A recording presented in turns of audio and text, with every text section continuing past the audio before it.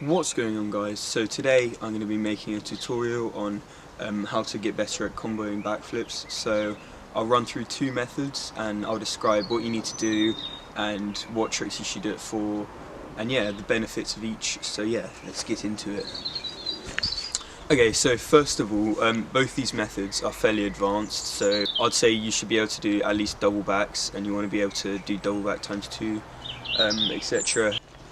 Okay, so the first method is basically where you you throw your chest back. I think it helps a lot with consistency, because basically it makes you more stable, less likely to buckle and fall back. But the disadvantage is that you don't get as much height, so you kind of kill height.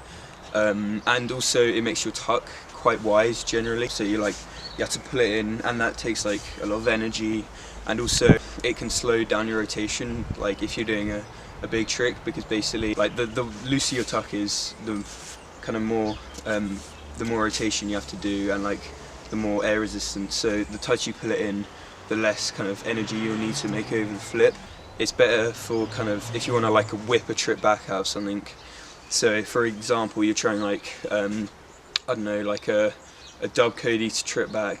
You land the dub Cody and then you might kind of throw your hips forward. Basically this gets you good stabilization, so you're less likely to kind of buckle and kill your rotation.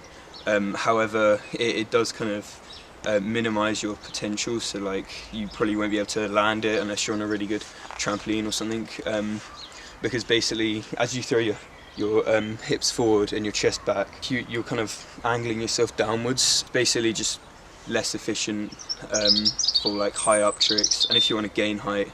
Yeah, so basically with rotation, I'll add this in because it's kind of similar, it's related, but you want to tuck as tight as you possibly can, not worry too much on the backwards kind of momentum, because if you've got a tight tuck, basically you'll start speeding up after the first few flips. So if you kind of throw back, then you're likely to kind of slow down, because your tuck's really wide and it's like so much outwards momentum. But if you just tuck in really tight and don't have much kind of backwards momentum, you'll be able to speed up and therefore make tricks over easily. So yes. Also, sorry, there's quite a lot of wind, and also raining right now, so yeah, rip. My camera's probably getting really wet. Also, I'd like to add, if you watch a lot of big flippers, they generally don't use this technique. I used it in my quad back times 2, but that's basically just because I had a bad knee and I didn't want to put in all my effort and risk kind of messing up. So I just kind of whipped the quad back quite low and it worked out fine. But yeah, for big tricks, like I said, it's probably not a great idea. But if you're just doing like low combos, this is fine. It makes it so that you're more likely to get the combo. So yeah.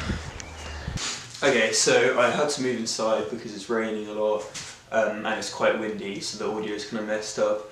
But basically, so let's go on to the next technique. Right, so for this technique, it's more of kind of a lock. So instead of just throwing your chest back, you kind of lock and try and spring up as high as you can. This is what I usually use in combos. If you watch my 1, 2, 3, 4 backs on G-Tramp, you see I kind of lock my legs and just kind of spring up as high as I can. I find it works better for me, just maintaining height and getting good rotation. But yeah, personally I find that works better for me, although there's a lot of times where I've been trying a combo with this technique and it's been taking so long because it's like way easier to mess up. You can easily kind of buckle to the side and then it just kind of kills your rotational height. But if you get it right, it works so well. I know that Colby Iverson and Cam Shore and loads of other of the best flippers in the world, they use this technique just because it makes it so that you put like as much effort as you can into the trampoline, and it's all kind of used through your body, so your body's straight and you just spring up and get as much efficiency out of it as possible. But yeah, like I said, you can mess up quite easily. So there's been times of trying a combo and I've just kind of given up and just kind of chucked, and that it gets it done, but like it's not as well as I can do. An example of this is like when I did dub back to trip back to dub Cody to trip back. I was trying for so long, I don't know why it took so long, but you see I kind of chucked my chest back on the trip back, like the first technique, just because I just couldn't be bothered to like try and risk kind of messing up again with the good technique. Okay, so one more thing I'd like to add with this combo before I show you some examples on the tramp. But basically, you want to almost kind of treat it as a stool. Every flip, you just want to kind of, you know, when you do a stool, you kind of look in front and you just like keep your body as straight as possible and just try and go as high as you can. Sort of every flip, kind of treat it like that. I'll have a drill which you can do. I'll show you in a bit. Remember, try and keep like a stool position. If you do a lot of stools, you'll know you kind of feel the pressure in your legs and you just spring up really high. You want to feel that out of like every combo, every backflip combo. Okay, so now that it's somewhat stopped raining, I'll show you this drill you can do. I'd recommend you do it quite a lot. It basically just kind of builds muscles in areas which kind of you need for this like technique. Basically, you just do a bunch of backflips and try and gain as much height as possible. I'll start from standing. I'll show you right now, but basically just do this like whenever you can. So say you're going outside, you can't really be bothered to have like a good tramp sesh, you just want to work on something. I'll do this for like, I don't know, as long as you can. I remember I trained it like about a year ago. I spent like ages just doing it kind of like in the dark. So yeah, as you can see, I basically try and gain as much height as possible when I'm doing kind of multiple backflips. That's kind of what you want to be aiming for when you do kind of big combos like trip backs and stuff. You just want to aim for that kind of push where you get a lot of energy through your legs and you kind of feel the pressure and you go really high. So yeah, just do that as much as you can. I did it for a bit there.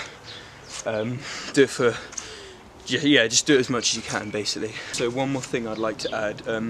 A lot of people think if you throw your arms up all the way, it will help, but basically I find this just kind of kills your height. A lot of people think it gives them height and gives them rotation, but I find it kind of, it does the first technique and it kind of puts more weight up, which is bad because it makes you less stable on the trampoline. So what I tend to do for the arm swing is I go like a little kind of arm pump when I do my backflip stuff, and I feel like this just kind of gives me a bit more momentum backwards, but not too much, so that my tuck's not dead. And also you kind of, if you do no arm throw, that's alright because you can kind of rip your tuck really tight, but I find a little arm throw is a bit better just because it kind of, I don't know, it just adds like a bit more kind of momentum, not too much. But yeah, just do whatever feels right, just kind of practice a lot. It's probably different for everyone, so yeah. Yeah, I see a lot of people asking like, why don't you throw your arms all the way and just kind of punch, but I just kind of find it just doesn't really work for me. It might work for you, I don't know, but just for me, like, I find just kind of a little arm thing just gives me everything for the combo. There's also one more thing I'd like to add. This might not really apply, but if you're doing the second method where you sort of just straighten, then you almost kind of want to under rotate the flip before, so you kind of land with your chest down a bit, spring up. But with the first technique, you almost kind of land. You can land straight up or a bit backwards and then just kind of whip it, and it doesn't really matter. So that's kind of why it's a bit easier, the first technique. Okay, so finally, I know I'm like not the best at this or anything, so I just kind of just do whatever feels right for you. Like, don't kind of listen to me completely, just kind of do whatever you prefer. Maybe you prefer the first technique where you kind of throw your chest back. I don't know, I find it, well, I know a lot of people who do that and it works for them, but yeah, this is just like my opinion and on how to do good backflip combos.